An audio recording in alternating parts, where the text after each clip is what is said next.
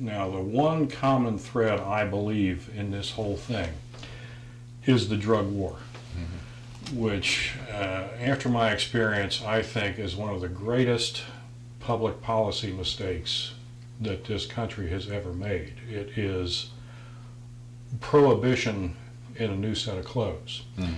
When I was a young officer is when the concept of drug asset forfeiture first came around. It started with the federal government and then eventually expanded to the states. When that began, it was directed at drug kingpins.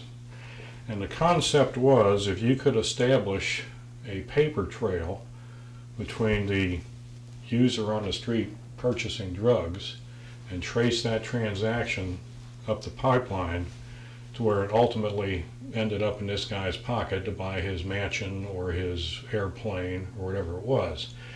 When you could establish that, you could seize those assets because you could prove that they were the proceeds of drug trafficking.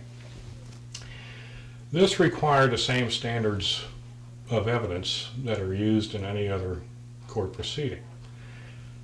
It went on that way for a while, and at that time it worked the way it was supposed to. Now the trouble is, as with so many other government programs, this thing started to get perverted. And eventually you started seeing law enforcement agencies, prosecutors, and other people who benefited from receiving these assets. They started to see how much wealth was actually out there. And they said, you know, this business of proving all this is a real drag. Let's just start taking the stuff and make them prove it did not come from drug proceeds. That turned our system of criminal justice on its head. Now, we've now reached a point where right now, as I'm speaking, a person can be out on a highway somewhere, get pulled over. It might be an individual who is a farmer on the way to an auction of farm equipment. It might be an individual coming home from Las Vegas or from Atlantic City who had a good time at the gaming tables and has chosen to bring their winnings home in cash. And if a police officer pulls this person over and determines that they have this amount of cash, they can simply take it. There doesn't have to be any proof of criminal activity has taken place.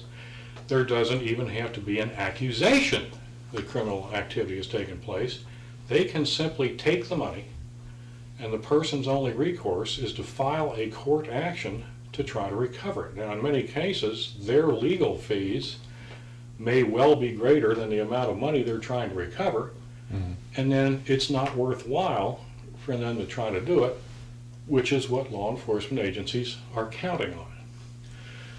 So this started. Did this happen firsthand when you were there? Or oh yeah. Oh, it was. Okay. Oh, absolutely. A matter of fact, they took some of the officers of my department and actually commissioned them as county deputies in addition to being city police officers for the sole reason of allowing them to patrol our expressways outside Cincinnati's corporate limits all the way to the line of the county to expand the hunting ground, in other words, to pull people over and do this sort of thing.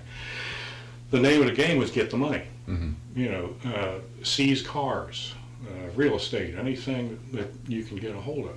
Now, were there lectures given or anything like that about? Oh, there was training. Really? Okay. Given. Once I achieved the rank of sergeant, you had management training sessions at regular intervals, and we would be updated on this sort of thing. Here is how much more we are allowed to do. And as a matter of fact, once I was a shift commander and they were tracking this, part of my performance rating, which I received once a year, and this rating counts towards promotional exams, part of that was based on how much stuff my men seized. You know, it became that important. Now, departments began to enhance their budgets with these asset forfeitures.